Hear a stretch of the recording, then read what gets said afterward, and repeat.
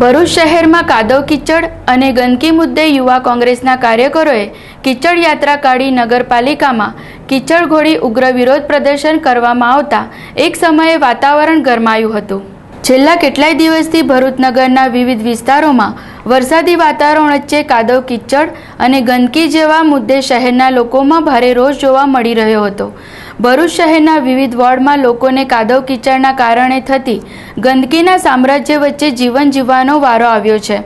વિપક્ષના આક્ષેપો પ્રમાણે ભરૂચ નગરપાલિકાનું શાસન ખાડે ગયું હોય તેમ લાગી રહ્યું છે, કારણ કે દર વર્ષે લાખો રૂપિયા સફાઈના નામે પાલિકામાં મંજૂર થતા હોય છે, પરંતુ લોકોના વિરોધને જોતા લાગી રહ્યું છે કે માત્ર આ મંજૂરી કાગળ ઉપર જ હોય છે। આજ રોજ ભરૂચ યુવા કોંગ્રેસના કાર્યકરોએ શહેરમાં કાદવ કીચડ અને ગંદકી મુદ્દે નગરપાલિકા ખાતે ઉગ્ર દેખાવ કરી પાલિકા કક્ષમાં કીચડની ડોલો ઊંધી વાળી ભારે સૂત્રોચ્ચાર સાથે દેખાવો કરતા એક સમયે પાલિકાનું વાતાવરણમાં ગરમાવો આવ્યો હતો। યુવા કોંગ્રેસના કાર્યકરોએ પાલિકા કક્ષ પ્રમુખની ઓફિસ બહાર લાગેલી નેમપ્લેટ, પક્ષના નેતાની ઓફિસ બહાર લાગેલી નેમપ્લેટ તથા પાલિકાના અધિકારીઓની નેમપ્લેટ ઉપર કાદવ કીચડ લગાવી વિરોધ વ્યક્ત કર્યો હતો। સાથે સાથે આગામી દિવસોમાં વહેલી તકે શહેરમાંથી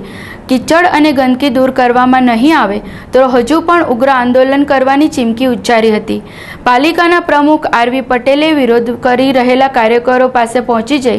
તેઓની માંગને ધ્યાન ઉપર લઈ આગામી દિવસોમાં શહેરમાં કાદવ કીચડના કારણે થતી ગંદકીને દૂર કરવાની બાહેધરી આપતા મામલો શાંત થયો હતો। યુવા કોંગ્રેસના આંદોલનમાં યુવા આગેવાન શમશાદ અલી, નિકુલ મિસ્ત્રી, રાધે પટેલ, સલીમ અમદાવાદી, નિખિલ શાહ, ધીરેન કટારિયા, વિવિધ વોર્ડના વિપક્ષ કાઉન્સિલરો તથા મહિલાઓ અને કાર્યકરો મોટી સંખ્યામાં ઉપસ્થિત રહ્યા હતા। છેલ્લા 2012 થી ભરૂચ શહેરના અંદર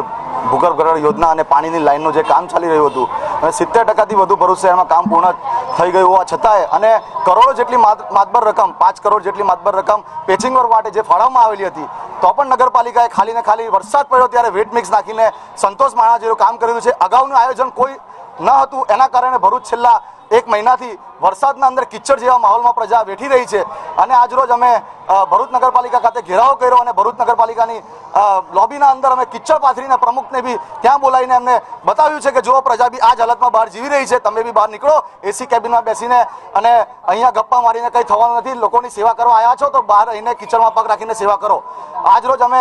સમગ્ર ભરૂચના લોકો, દરેક વોર્ડના લોકો અહીંયા ઉપસ્થિત રહીને જે આજે વિરોધ કરેલો છે અને અગાઉ પણ અમે જો અમારા ભરૂચ શહેરની પ્રજાના કામ પૂર્ણ થયા નથી તો અમે આ જ રીતે વિરોધ કરીશું અને આ પ્રજાને જે રીતે આ ભારતીય જનતા પાર્ટી એક પોતાનું કમળ કિચડમાં ખીલે છે એ જ રીતે તેમણે આ કિચડ આખા ભરૂચ શહેરમાં પાથરી દીધું છે, એનો બી આજરોજ અમે વિરોધ કરીએ છીએ અને આવનારા દિવસોમાં આના કરતાં પણ વધુ આંદોલન થશે। એટલે કોંગ્રેસના કેટલાક મિત્રોએ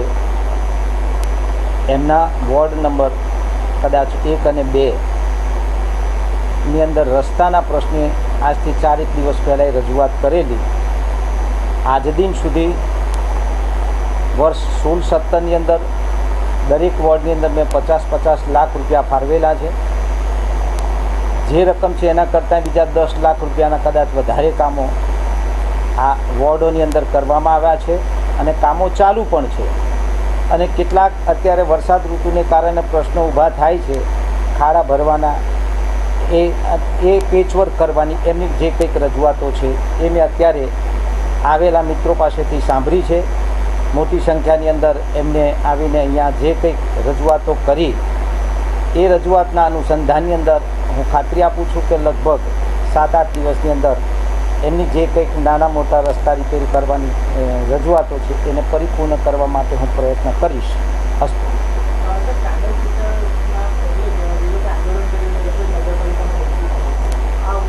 કાદવ કીચડના અનુસંધાનની અંદર વરસાદ ઋતુ છે